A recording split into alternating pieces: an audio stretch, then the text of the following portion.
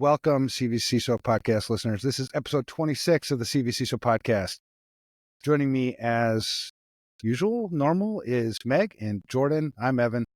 But we have a special guest. Meg, do you want to introduce our special guest? It's your topic. Yes. So Lyle Melnychuk, he's visited with us before. Lyle, faithful member of our community, and really, truly embraced the CvCISO course in all that it taught him to stand up his own business. So we're super proud of Lyle and the work that he's done. And we asked him to come back because we wanted to talk about, is the CvCISO certification credible? That's our topic today. Yes. I like Next that. question. Yeah. That's a good And question. unlike Moving on. other times, usually I have a list of questions, because you know me, I've got to be prepared, that I can fall on to ask. And I decided we're just going to wing it today. Wow, Meg, I am proud of you. Yep. I am You can so get proud of you Jordan's right answer. now. I don't think I've ever been prouder than I am of you right now, because I can relate to you. This is how my life is. Buckle up, Meg. I figured Evan's on the show, no problem. Right? Oh, he'll fuck it up. So I mean, everyone- cover it for me. Everyone listening, fast forward the last 10 minutes, then we'll actually be talking about the topic. I'll second Yeah, Jordan's answer. So let's just get back to barbecue, okay? Yeah, we've got barbecue to talk about. What do you mean? And Jordan already answered the question. He said, yes, we're good. That's right. So we're done. Let's just talk barbecue and other things, and we'll get back to it later.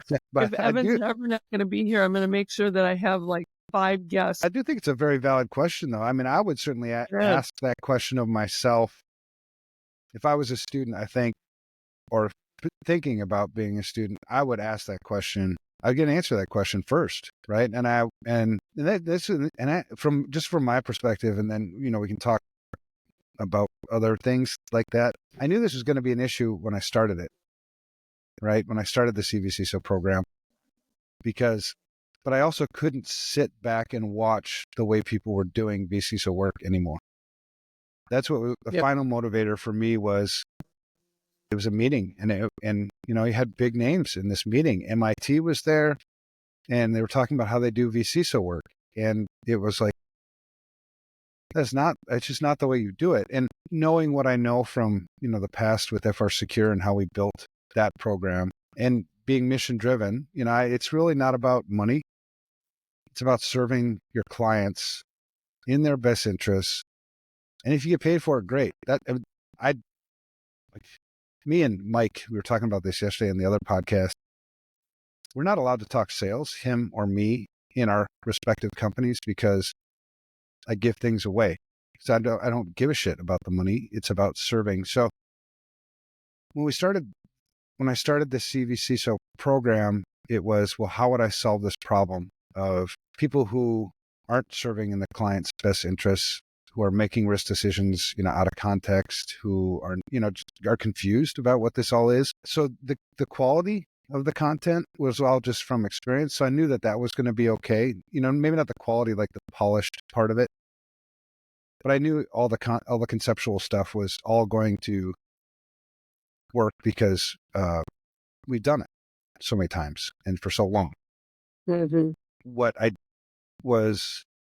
I knew that it was going to be a struggle. Who knows what this is?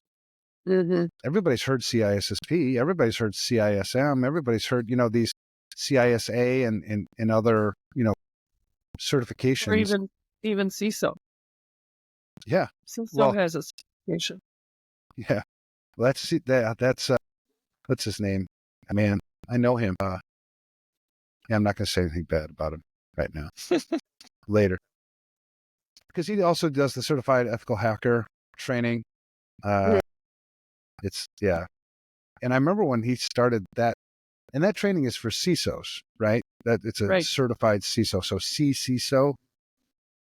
But the CvCISO, I just knew that nobody had heard of it, and in order for things to be, I think the more people understand it, the more people who know it, the more people who accept it, the more people who seek it out, it makes it more and more valuable. So out of the gate, the first cohort It's like, well, you're going to get this CvCISO certification and nobody's going to know what it means or what, so if you're going to use it to get a job, whatever, but you have to start somewhere. And then today it's grown. So I think the value there's like different types of value. You have the value of the knowledge you gained, the confidence you have, the community to go and serve your clients and know that you're doing it right. From that perspective, absolutely, it's valuable.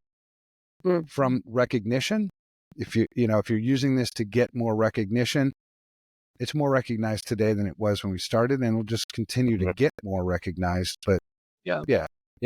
I have a few quick thoughts. So one might be a road we go down too, because when I first hear "is it credible," I'm thinking to who?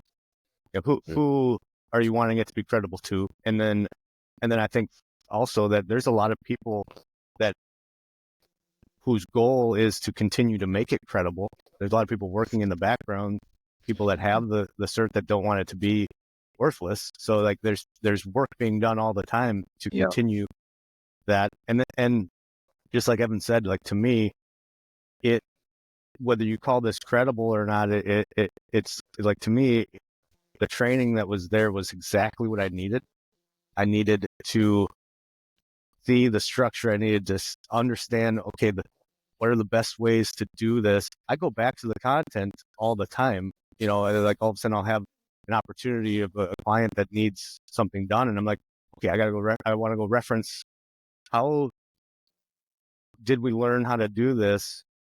And so I have that community of people, like to have that confidence that Evan said, that I'm doing it right, that it's just a reference to me. So credible. Of course it is. Yeah. I mean, I think I love watching people like you, the community, take ownership of this the way you have, because that's how it outlives a creator, right? Somebody who just makes it. And when you have a community of people who see things, a similar way, but also feel empowered to change it, to improve it, to make it different, that kind of stuff, I think that all lends itself heavily to credibility too. So good work.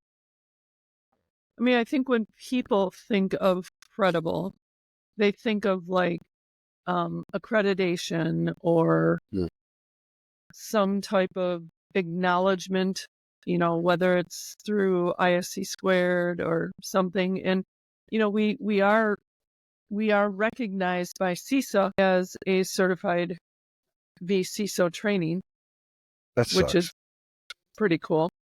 No, I know how you feel about CISA, but whatever. No, I'm just kidding. But that's a positive. It is. I mean, it basically says we're worthy of something. Right. Well, and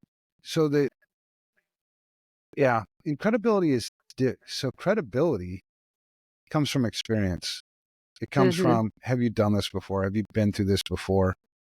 And I think if you're talking strictly where the content comes from and how you can apply it, I could easily argue on that level that the CvCISO is more credible than the CISSP.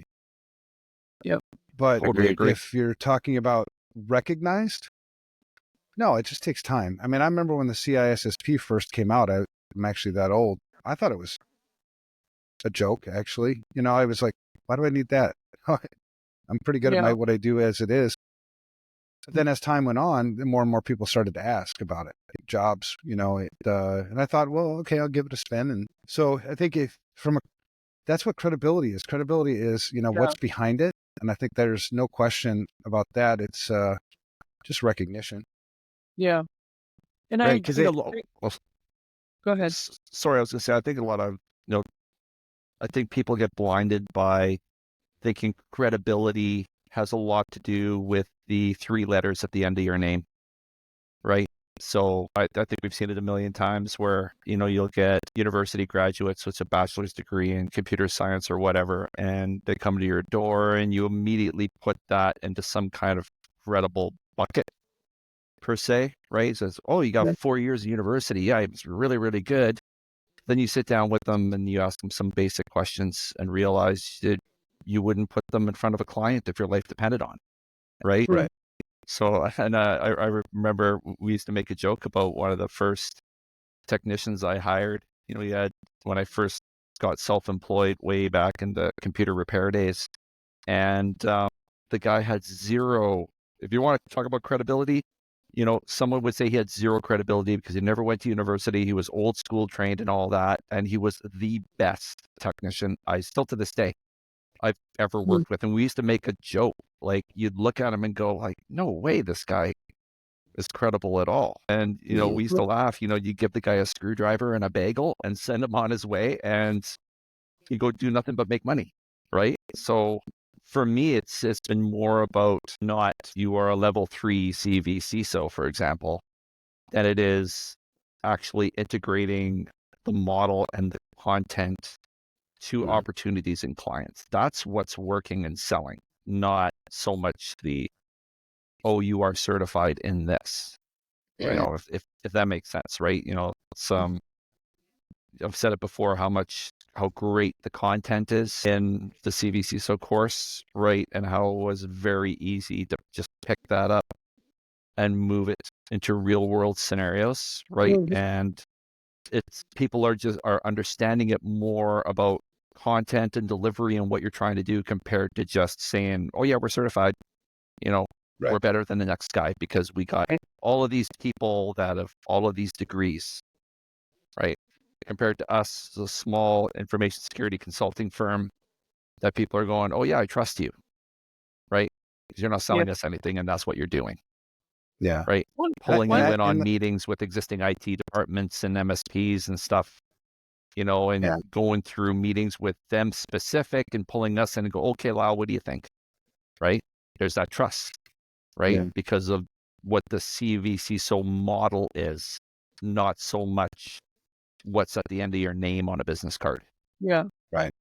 The other aspect of credibility is really represented on this call. And that is within the CvCISO program, we have the leveling system and we have representation of all levels. We've got a level 1, 2, 3, and an expert. And Who's the expert? all of us, You better not be referring to me as an damn expert. well, you are in terms of our leveling system. I'm You are. kidding.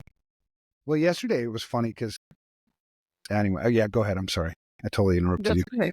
And so, like for me as a level 1, I was a security analyst at the time that I took the course and took the exam. And it literally was the first time I was in a training where I could come to class, learn the content, turn around, go to my job, and apply it. And that's not rare. And I think some of the certifications that are out there, it's really just about memorization. Did you remember these technical pieces? And this course is more about, we've got the technical pieces that you need to increase your knowledge on, but then the application piece is what's so valuable and makes it even more credible. Yeah. And, I agree with so much of what all of you have said. Like, I think at the end of the day, it gives you credibility is the person. Like you need to be credible, not necessarily the certification. I mean, yes, the certification, this certification gives you the tools to be credible. At the end of the day, you can have whatever initials behind your name and still not be credible as a person, in the industry. So, Like, and for me, like I did That's it, like Meg talks about, she was like security analyst and was just able to spin and off she goes, right? So for me, it was all I had over once I left the previous career to turn a hobby into a job in IT. All I had was an MSP certificate from Microsoft for networking and my A+. And that was it. And that still is like almost 20 years ago. And my education, I always say my university education was being self-employed for 20 years and making mistakes. That's my university education. So coming it from the other side, taking the course was just to fill in the gaps that I knew were there, right? yeah, there was some outside influence and seeing, the Evan and FR Secure and all that with their business model. And then the course coming after that, that filled in the gaps. That solidified everything. But Yeah. instead of going to university, getting a degree, and then going into a CvCISO certification with hardly any experience in the real world per se, and actually learning from mistakes on the job, right? Busting servers and having security breaches or whatever because you made a mistake or whatever. Was my university education, right? From 20 some years ago. Is this donut credible? Absolutely. You can go to a culinary school and learn how to make a donut, but until you put the pieces together, that's how you know it's legit. That's right. Unless it's a maple glaze. You have increased your credibility with me sevenfold watching you eat that. Apologies if people are actually watching and see crumbs. No. If anybody takes offense to that, what, do they not eat? Are you kidding me? We all eat. The first time we did our video, I forgot we were on camera and I started eating candy. I made them cut it out of the video. There's no rules for a video podcast. Yeah, I did a meeting once where it was kind of in the middle of the COVID, and I was talking to somebody from India. Business. It was a business call, and it's like a different time zone and everything. So I had my camera off while I was walking around the house, and then I had to go to the bathroom, like really bad, like number 2. So I go into the bathroom, and you got to be careful, like, because the people will know you're in the bathroom because of the echo. Mm-hmm. So try to find a big bathroom, open windows, break that echo a little bit so they don't know you're in the bathroom. Just pro tip. And so I'm sitting, I'm talking to them or whatever, and they all have their video on. And I guess it was like a big no-no for these guys for me not to have my video on. So they're like, Evan, why isn't your video on? I'm like, well, I'm whatever, well, would you please turn your video on? I'm like, okay. No, you did not turn your video on. No, I did, but you couldn't see because behind me was like a, painting. Marlis does all the decorating things. And I'd chosen a time to turn on my video when it was a relaxing moment in the bathroom. But how did you finish the duty? You just sat there on the toilet the whole time? The whole meeting. Yep. My wife needed both of my legs fell asleep, Meg. I've actually had that happen, and when I stood up, I fell. Yeah, I have too. Or I've stood up and I've had to hold. This is getting weird. Or I stood up and I had to hold myself by the sink and just stand there because I can't move my legs. It's like, come on, blood, get back to the feet. It's Come on, you can do it. Move. Yep. I have high blood pressure on purpose, and that's to get the blood down there. Let's go. Actually, I don't have high blood pressure on purpose. Sorry, I feel like this podcast just went off the rails. Yes, boys and girls, we are credible. Well, here's some things about one of the things I've learned, especially this last week. The last couple of weeks. It's been a real central theme for me and the people that I've been talking to, and it's just to be authentic. Yeah, just be real, man. It's crazy how many people aren't real, and they keep things kind of suppressed. They feel like they have to perform, in a way that other people are going to accept it. And it's like, just be you. And I think one of the things I really like about this podcast and, and the others that I participate in is we should all encourage that in each other, right? We should. And same with like CvCISO, right? Is it credible? It's worth the discussion rather than me. I think because a lot of times you'll find in our industry, people posture, people are intimidating. People would take offense to the fact that you even asked that damn question. Why? We should be able to entertain these questions. We should always be able to defend what we believe in, because one of the things I've learned about that is when somebody can't defend what they believe or what they believe in, because they're usually operating so much more out of emotion than they are out of the logic side of the brain, they either change the subject or you attack my character. And anybody who is, working in this industry, anybody who's working in our in our community, in our CvCISO community, anybody who's put in the effort to be a CvCISO, they need to feel comfortable that they can defend why what they do, what this is credible. And not without attacking character, not without changing, the subject. Like it's a very Right. valid question. And we should always be ready to defend Well, I that. think you're 'Cause frozen, Evan. it is, and for these reasons, right? But you're right. It and I have an unstable credibility. internet connection It's right now. I don't know if you knew it's that. not like it's one and done too. Like that's why I think it's important that of the community and the ongoing efforts that are being put in, because Yeah. you can't just say something's credible and then just it's credible forever. It's the responsibility of people in the community to continue to reinforce that, Right. because someone can change, some. Well, we talk a lot about in the class, part of the credibility is, Okay. our numbers growing in terms of people that find it of value. So if people find it of value, then that adds to its credibility. And I'm going to show you our heat map right now of all It's like the different. 85 degrees down here right now, Meg. I don't want more heat. Too bad. So that's the heat map of all current CvCISOs. We have some additional ones over in the corner over here that I don't know the state they live in, so I can't place them on the map. For those of you not watching the video of the podcast, we got dots all over the place. It's hot. Is that my lonely dot in British Columbia there? That's Yep, blocked it out. is. You got a couple that are close to you. Oh, there I am. All lonely. Hey, is You there are- one in want Mexico? another You dot should out put- there to keep you You should company? plop me in Mexico, Meg. Then we truly You are are. like even more international. You are. Holy crap! Is that Look at Evan? me. Now that green dot? You are right there. And it's a squirrel instead of a sea. Yeah. Represent. I'm a little concerned about those people out in the middle of the ocean, though. Should we send somebody out there to get them? Yeah, well, when they give me the city and state, then I'll rescue them. But they're in there for a reason. Okay. Well,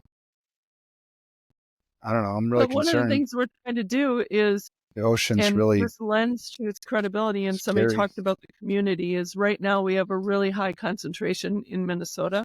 And so we've started a local chapter in Minnesota. And I think that lends to its credibility because they're building it right now. It's in its infant stages, but it's a way for them to support one another, but also eventually do some community outreach. And I think that really adds to credibility. I'm wondering I too if concur. the credibility piece of that is how it is seen amongst the channel and other points of industry. And what I mean by that is, we see the idea of a vCISO as the latest buzzword that you need to add to your business. So we have the certification and then we have the application of that, the job, basically. And it seems like right now it's just been being used as a sales tool to add to your stack instead of really understanding what the value of the vCISO role is in regards to mitigating risk and building an information security program, right? Yeah. And still people that I talk to or opportunities or existing clients or whatever still see it as, oh, you mean your cybersecurity, right? Oh yeah, our MSP is doing that for us already, right? So it seems like, yeah, maybe the credibility will become a little better in the eyes of certain people and in the channel and stuff once there is a thorough understanding on what the role actually is that you are Yeah. trying to do for a business, right? Because I remember I got a vCISO client and they say, yeah, our IT guy, they're the best of the worst. That's why we have them, but I trust you because you're not trying to sell me anything, right? So being product agnostic is great because now there's that trust. They don't feel like they're being sold a bill of goods. But it seems like, yeah, we have certified vCISOs in our MSP practice. Yeah, and if we do a risk assessment and something breaks, I'm going to sell you something. So it seems like there's a bit of a wedge there And maybe maybe there needs to be opportunities to really explain what the true role is that we're teaching, basically, and mentoring on, is that helping them mitigate risk, building that information security program, right? Yeah. Instead of just another line item on your stack. Do you think the fractional CISO out there hurts the credibility of a vCISO? More people are familiar with fractional CISO than vCISO. Is that an accurate statement? Evan, we can't hear you. It's because I don't know. want you to hear. I don't want you to hear me, Meg. I just want to talk to myself right now. I'm having a conversation with my other friend in my head. Would you Don't like say to that. meet him? His name is Jorge. I already told you about Jorge. Yes. Oh, Yeah, bring Yeah. him out. It's actually a figment of my no, we imagination. do or not your want imagine. You don't want to talk to Jorge? Okay. whoever suggested that. We don't want Jorge on the show. No. I think vCISO and fractional CISO, that's the thing in our industry. We use words, terms, abbreviations, all this stuff. And usually so often the people that are using them don't even know what the hell they are.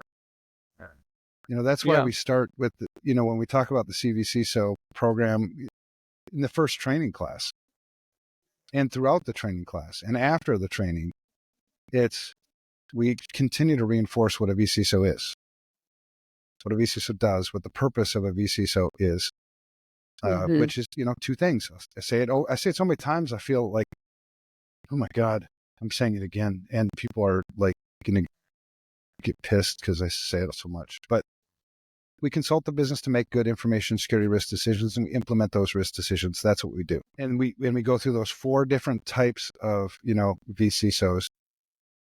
In terms of whether you call it, because you could, I think, depending on what your definition is of a fractional CISO, we could be speaking the same thing. I don't even know. I give you my definition of what a vCISO is. You'd have to tell me what your definition is of a fractional CISO. I think vCISO itself is probably more popular than fractional CISO in the market, but I don't know. That's just my perspective. I agree with Lyle that. Lyle was on the past podcast where he duked it out with, was it Brent? Yes. Yeah. About vCISO versus fractional. Yeah. Oh, I remember that. Yeah. That was awesome. Yeah.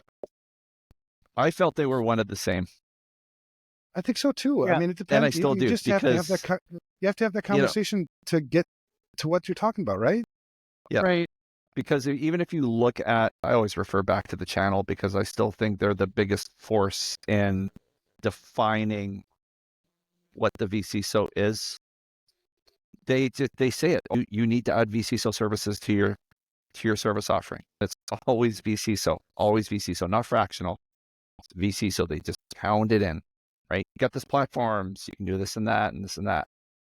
So yeah, it's weird. Like back to credibility. I think you could try to establish a credibility by the people who are being certified, the program, even if there was some kind of directory like CISSP has, where you get a registration number and you can look it up and all that kind of That's a good idea. People eat that stuff alive. They love it, right? So whether it's worth it or not, it's another debate. But, I think education in the industry and the channel, I think, goes a long way to say, guys, we always say we need to be in it for the right reasons, right? Mm-hmm. I still think there's a lot of stuff out there that are in it for the wrong reasons. Right. Oh God, yes. And There are more of them than there are of us, man. Yeah, and I think that's the majority of the trouble. And I've come across, I've talked to a couple of vendors this past week, and after 15, 20 minutes after I explain what we do at Secure Shield, what we're trying to do, and they're like, you know what, Lyle, I don't think this is a good fit. I got vendors telling me that.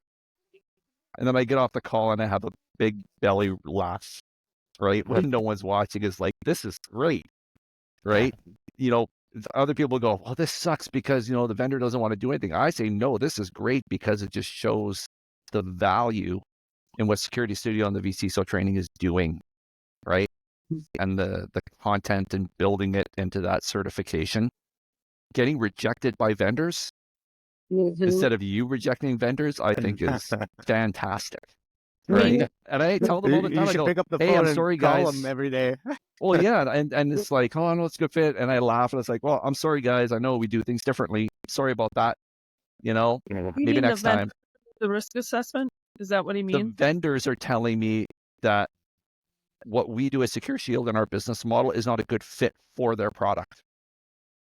So they reject us. And it's Well, like, it's weird sorry, though, guys. because we totally And they totally actually tell designed me, this. yeah, Lyle, you do things differently. It's like, We yeah. totally designed this to make selling your shit easier. Yeah. No, we didn't do that. But the crazy, so the cool thing about the very first time I referenced this mission thing was, about 14 years ago. It was to fix the broken industry, and it was crazy because there was only two people it was in the car, and the guy didn't laugh he might have laughed. I don't know. I don't think he laughed because I would have been really mad. But he's still with me today. But it seemed crazy. It really did seem crazy. And then you fast forward to now, it's less and less crazy every day, right?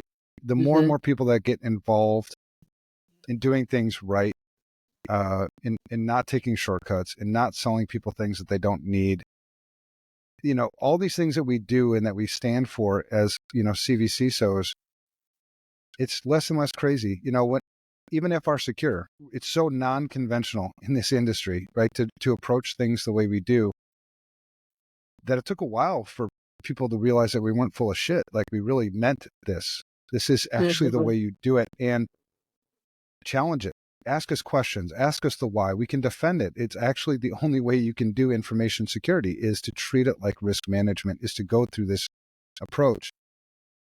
And then in 2017, we split off Security Studio, and the purpose was to help other companies become FR Secures, their own version of it.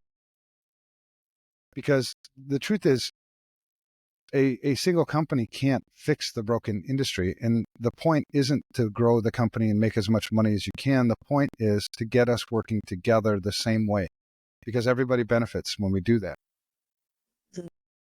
There's maybe, of the total addressable market, there's maybe 10% tops of organizations that are actually doing information security with any formality associated, with a consultant or whatever, any leadership. And in our industry, including MSPs, we fight each other.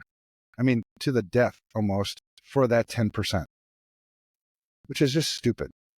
Why don't we work together and go after the 90%? That's the win. That's how you change the industry. So seeing an organization like you, Lyle, take the bull by the horns, show success. I mean, I want to pour into it, man, because you are the epitome of what we're trying to do. So, I love it. So, same with Jordon, Evan, by then the way. what? Jordan's So pretty just cool like too. a kind of a rogue question, Evan, when you started that Go Out Fix a Broken Industry, Mission Before Money with FR Secure, what was the reaction amongst your peers in the MSP space? Was it like I see now, we're doing that already. Don't you dare encroach on what we're starting to do or what we're doing. Right. And then I go, well, dude, I'm not an MSP. I'm not trying to take anything. We're doing to, help you be better. You're going to make more project revenue, right? So what was the reaction to those peers back in the day? Well, I don't think, back in the day, we didn't really have any peers. It was... Amongst MSPs, say, did they feel like you were encroaching? Yeah, I think so. I think they felt threatened because they were afraid of what we were going to find, and they were afraid that we were going to make them look bad. And that hasn't they changed. Yeah, no, it hasn't. And so we spent a lot of time, and we still do today. The point isn't to make anybody look bad. No, that's never the point. How would that serve your best interest, my best interest, the client's best interest? No. What we're trying to do is find areas where maybe we didn't see before. You have a different perspective. Typically your MSPs are much more technology focused, technology driven, when really the biggest risk is people. It's always been people. It's always going to be people. It's not the technology. It's the people using it, the people configuring it, all that stuff. And so we're here to make you look good, honestly. If Right. you can fight us, if you fight us, it is going to look bad for you, because the fact of the matter is a risk is a risk. They have to know about it. We can't hide it. I mean, that's almost fraudulent. So there's two ways to do this. We can tell them with you, right? So these risks, and make you look great, because the point isn't to make you look bad. The only way you're going to look bad in this equation is if you make yourself look bad. Now, I'm not going to point fingers. So there was a lot of that. And there was a lot of like sitting down with MSPs and getting honest, even outside of the direct engagement with the client. Like, what are your frustrations? What do you see? You're in the environment on a regular basis. What kinds of things, are frustrating you? What kind of messages are you bringing up to the client that they're not listening to? Because a lot of times when you bring in a third party like us, they'll listen to us because we're credible. We know what the hell we're doing. Not that you don't, but I'm not the IT guy. I can't configure the damn firewall like you can. That's not what I do. So it was just a lot of just understanding our roles together, and that if we work together, everybody wins. Everybody. If we fight each other, and I can tell you, because I've seen it happen enough times, who's going to come out the loser. It's not going to be me, because I have the client's best interest at heart, and it's obvious. And I'm using objective criteria and explaining things to them, taking the time, taking the effort, that they understand why I'm here. I mean, that's at the end of the day, it's okay. And there was one company in Minneapolis when I first started Security Studio, and it was a company called Digital River. No, not Digital River. Is it Digital River? No, that's a different company. Shit, I can't remember the name of the company. It was something like that. And I hated the way they were doing business with people. They were the market leader for sure in information security consulting at that time. And so I reached out to their president. I'm like, we should talk, because you're causing a lot of damage, man. I mean, we're going to come up behind you, and it's not going to work right for you, And he's like, well, who are you? I'm just a guy who's, trying to do what's right. And then, yeah, sure enough, like a couple of years later, he wanted to have coffee with me. And he's like, what the hell are you doing? I'm like, well, what do you mean? What am I doing? I'm serving the clients. He goes, well, how are you doing it? How are you doing it? And I'll tell you, I'll teach you how to do it, because there's enough business here together. Well, anyway, long story short, they went out of business, which is good for the market. It's good for the people. So if you're not serving the customer correctly, you should be out of business. I don't mind putting you out of business. I get along the way, every opportunity, to work together, everybody wins. But if you have MSPs who will not serve in the best interest of their customers, you should be out of business. It's that simple. Agreed. Totally agree. Yeah. And I don't mind saying it, and I don't mind saying it to their face. There really needs to be more cooperation. I invite the MSPs to work together. We do different things. I don't sell product. I can't configure things anymore. I used to be awesome at configuring, firewalls and networks, but that's not what I do anymore. I'd rather work with you. And it's worked really well for FR Secure too. It's just honesty. I mean, that's exactly what I was looking for when I first, met FR Secure. I was just an MSP, and I felt like I need a partnership with someone that knows how to do this best, because there was a lot of just MSPs doing what MSPs do. Jumping on the latest trend and buzzword, right? Mm-hmm. And I love MSPs. The people, they're good people.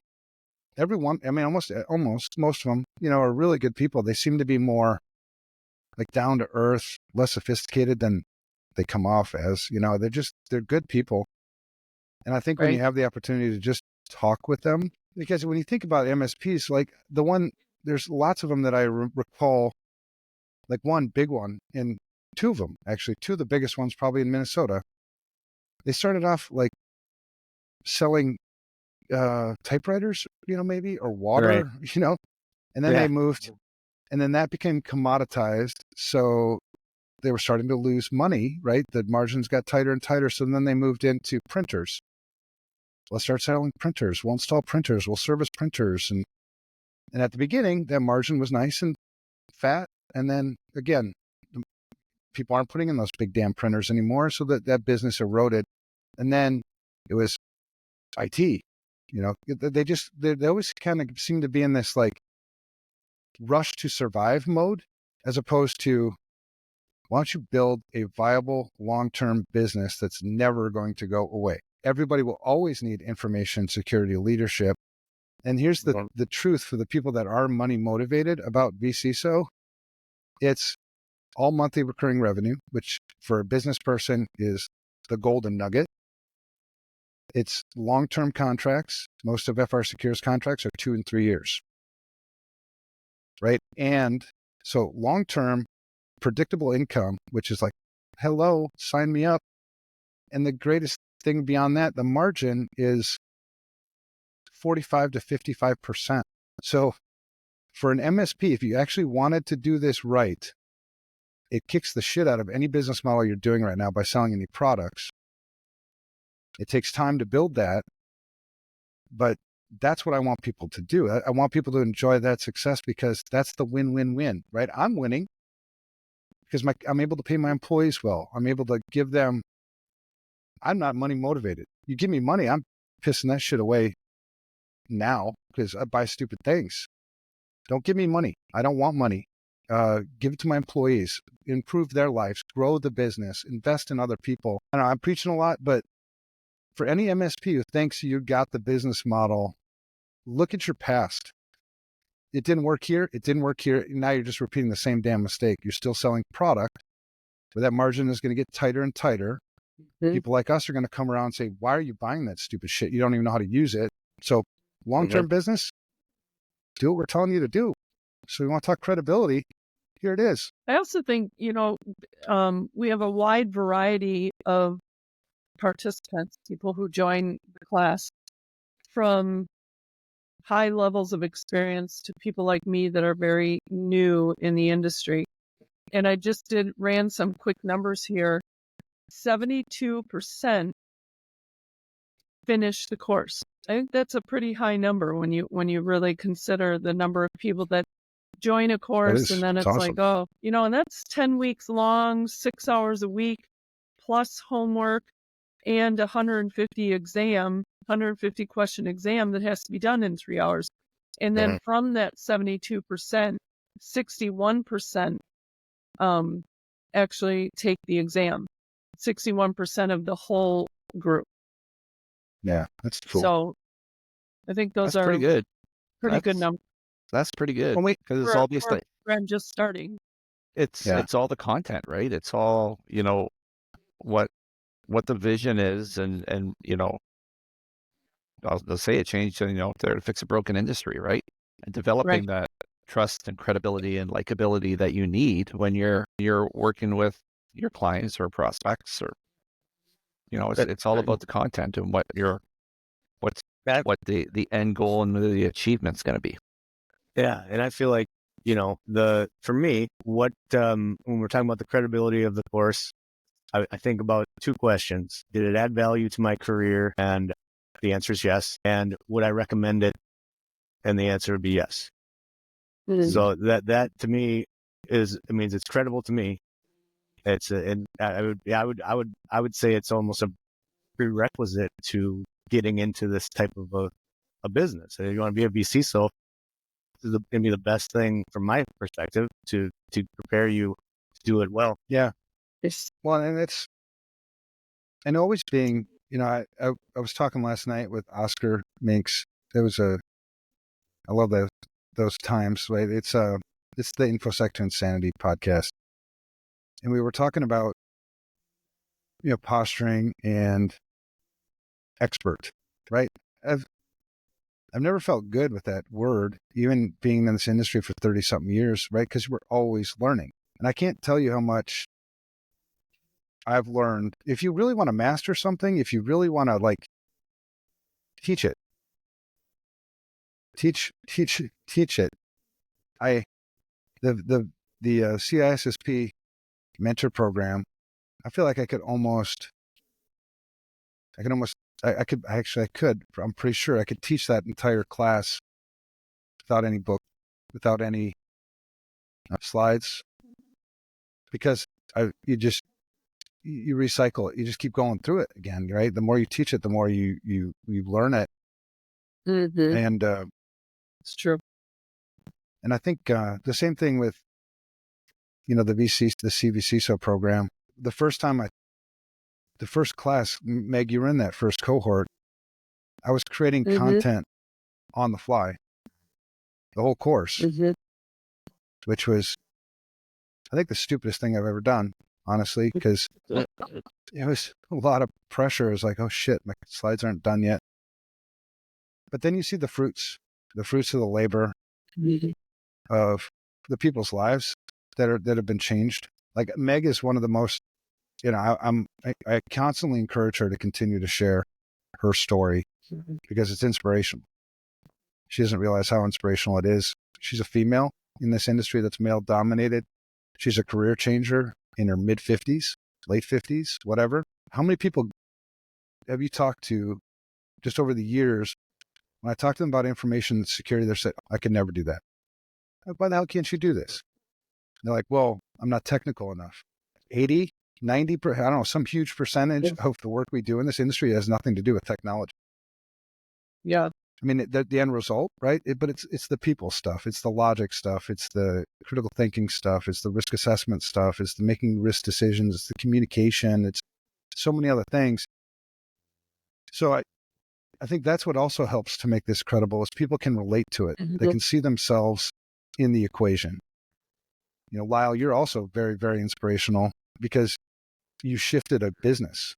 That's not easy. Right. It's not easy to let go of the traditional way we've done things for maybe a long time to a new business model. It takes a hell of a lot of faith. It's risky. But you're inspirational to other organizations. And I'm hoping that you'll even become the model of do what Lyle did. Like I've been telling you how to do what FR Secure did, but here's another one. And there are others, I think in our community that just need to kind of be bold. I also admire the fact that you are a bold guy. You're like, a no bullshit. Like, I'm going to tell you like it is. And, we need more of that. No, I appreciate that. It was a bold move, but at the same time, it was bold but necessary, and it was a lot easier than I thought it would be. Because, I think it was easier because it was actually a relief, because I think I was just pushed right to the edge when it came to the MSP space. And always trying to find one small piece to differentiate yourself, like you'll remember, Evan, back in the day, everybody was break fix, right? So you had a little thing with break fix, and then all of a sudden Level Platforms came out with an MSP platform. So, and then a PSA, and it's like, oh, this is great. I'm going to get that. I'm going to call myself an MSP, but now everybody is one. What do I do next? So you had this piece. Now everyone's doing it. What do I do next? And then it's a cyber focused MSP. And finally it got to a point where it's like, this is just fucking nuts. Sorry. Right. And like I've told you guys the story before, but like literally within the week that I said, this is crazy, I found you guys. And it's like, that's awesome. How did you find us? That is awesome. I found FR Secure as a reference from another security company in Florida. I was like, oh, okay, they look pretty interesting. And then I clicked on their incident response link, and it took me directly to FR Secure. And I thought, who are these guys? And then I read it, and like in 10 minutes, I said, holy shit. And then through that, I found Security Studio, and I went, holy shit. This is what I've been looking for years. This is the differentiator now. But it wasn't so much, oh, I'm going to do this to be different than the MSPs. It was like, no, I understand the importance that, yes, what MSPs are doing is important and it's needed, but oh, there he is. He's been jabbed. It's important, but at the same time, this is really understanding risk, and I put it together with cybersecurity, but then really quickly understood that, cybersecurity is a technology. InfoSec is protecting the data from any form of risk. And then from that moment, it was like full steam ahead. Yep, I'm all in. I'm all in. Yeah. Right. That's super cool. It's definitely admirable. Commend you for Well, that. and the more, and truly, like I said, every day that the vision becomes clear, the fixing the broken industry, it gets closer. Right. There's still a long, long ways to go, but it's like the more it's like Jesus.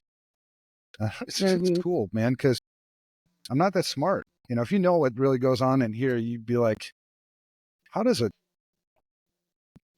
guy who's so fucked up do this stuff? It's Jesus, man. Because even beyond the mission is to fix the broken industry. But what really drives that, and I keep saying this too, there's really nothing that I can think of that I hate other than people taking advantage of other people. I hate it. I've always hated it. My kids, when they grew up and they played video games and they would put cheat codes, and then Or look online for the walkthrough. And then I'd find out about it, and I'd be I've like, done that. "Why the hell did?" Sorry. I'm like, "Why the hell did you do the cheat code?"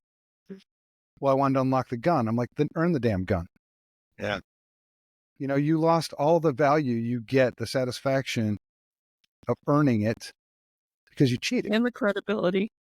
Yeah, you took And the advantage. credibility of being able to beat the game. Yeah. But So I've always hated that. Sorry, I gotta say this. Like Evan, you say you don't understand how, you in your mind did that. The essence of what the CvCISO training at Security Studio entails, that structure of what building an information security risk program does, in my opinion, is genius.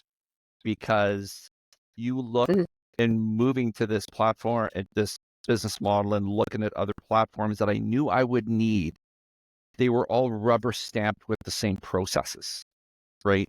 To get from A to Z. When I saw yours, which was, hey, it's based on a credit score. It's 4 separate controls: administrative, internal, external, physical, right? Independent scores from that, an overall view that people understand that no one else does. It was that's the genius part, right? And now, so like I just had a discussion recently with a very, very large national accounting firm, and we were talking over some stuff, and I told them, we're an information security consultancy, and they go, oh yeah, we do that. You do what we do. That was the first response. And it's like, well, okay, yeah, we do things a little differently. And I explained that very simple 2-minute process, right? Build an information security program. It's based on this, 4 separate controls. We do the risk assessment that builds a roadmap, blah, blah, blah. And their reply was, yeah, we don't do that. Okay. Well, we do that, but we don't. Or to the effect of, yeah, you do it differently. So that's the credibility. Yeah. Not, to me anyways, not just the step. We didn't talk about who's certified or this and that. I explained the program that came from Security Studio out of Evan's head, and they go, yeah, you're right, that is different. Yeah, we don't do that. It's like, okay, great, let's talk, right? No, that's awesome, man. And I love hearing those success stories because it motivates. Yeah. It motivates because, sometimes when you don't take into account other people's perspectives, you just see your own little corner of the world. Right. You don't see the successes. You don't hear about those things because that's the whole point, right? The whole point is your success, your customer's success, the right way, long term. No gotchas, no bullshit. And yeah, it's good to know that stuff is working. And I think we need to have, like, if we take that another step, because this is what we do too, is, yeah, you don't do what we do. You do it different than we do. How about we figure out a way to do it together? Right? I want you. There's lots of business. I mean, shit, FR Secure is booked out till the end of the year. We still have a whole quarter left. I mean, what are we going to do with more business anyway?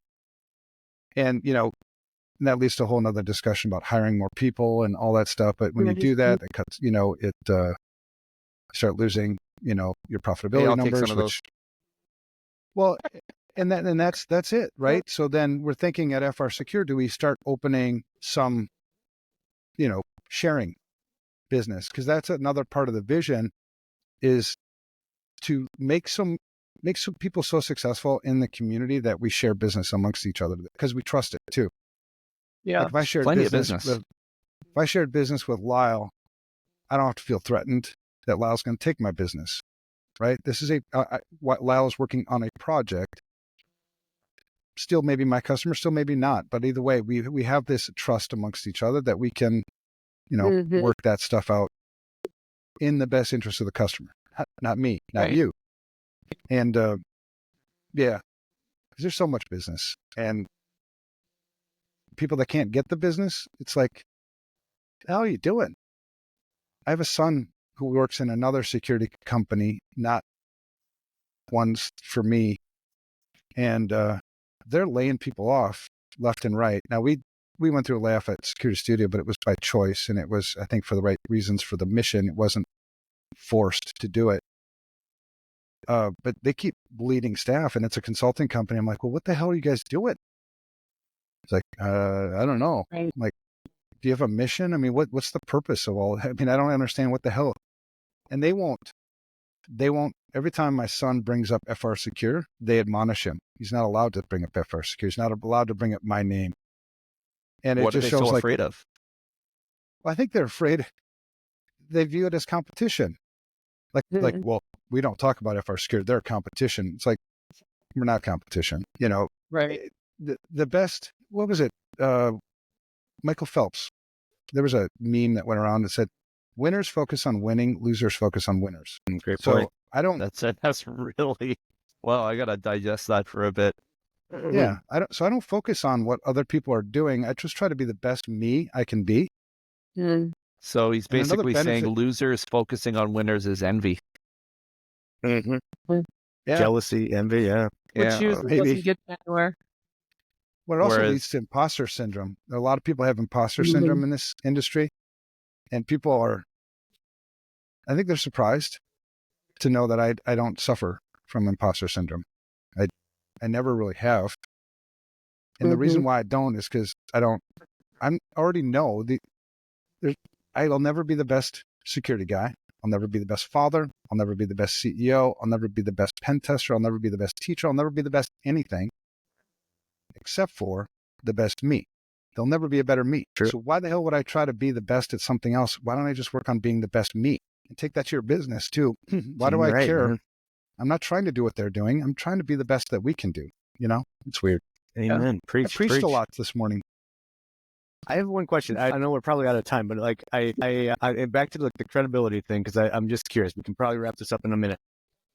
Because Lyle, you brought up in terms of credibility from the aspect of, I think it was before we even started podcasting today, like the idea, it was more like the legal side of it, right? You see, you had someone that said, hey, if you came into court or something, I'd Yeah.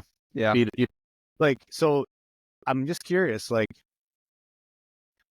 if we think about the credibility of CvCISO, how would we even, like, how do you approach it from a legal standpoint? Like, does it, I've never been on the stand trying to say like, hey, I'm an expert and here's why, but does it really matter what initials you have behind you when it comes to going on the stand? Because does it just go back to what we've kind of brought up on this podcast already, that your experience? I mean, or does anyone go on the stand and say, I'm an expert because I'm a CvCISO? Yeah. I've never been in court, but it was, so the whole conversation when it started, I was kind of taken aback by it, right? It's like, why are we going down this road? Why is the first thing that comes out of your mouth is to attempt to discredit what we are trying to do based on what is on my business card? Right. And that's where it began. And I just, even now, I don't understand. I don't understand. Like, I don't understand. My role is to give good information security advice to my clients, right? And implement those good risk decisions, and then to the best of our ability. That's what we do. So why are you trying to put 3 letters on my business card to try and discredit what we are trying to do? And even now, I'm saying, it's coming out of my mouth, and I'm thinking in my head, I don't understand why I'm saying this, right? It just seems I'm wasting my breath here. Let's pretend you're an expert witness on a murder case, and for some reason they need an information security expert to give a statement, and the prosecutor is trying to discredit. How did you find out about this, man? The indictment isn't even unsealed yet.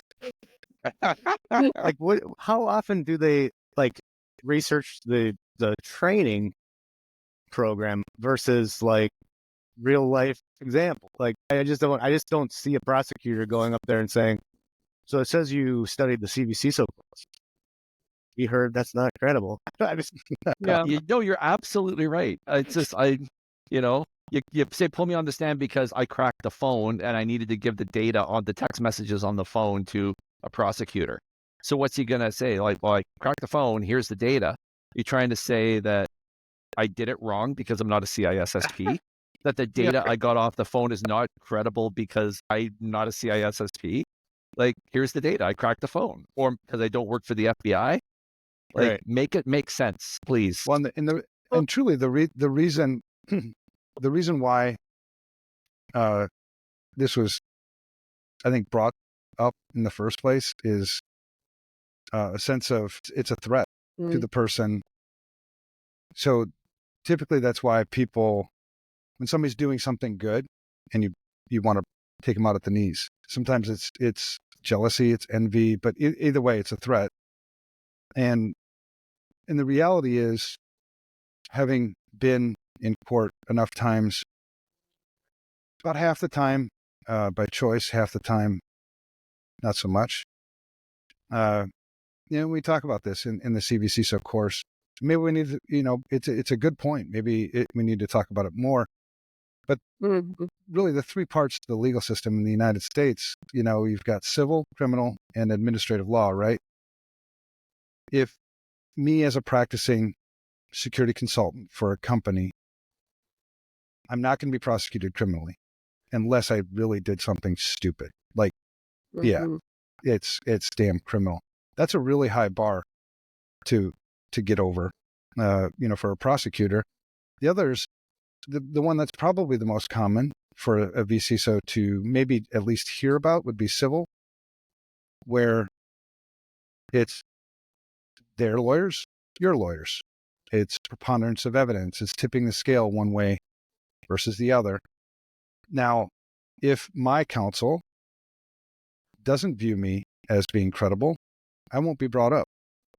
I won't even appear because they won't want me there. Now, you could subpoena that. You could get around it and still bring me in. But when you look at civil cases, usually what you're targeting is punitive damages, right? I want money.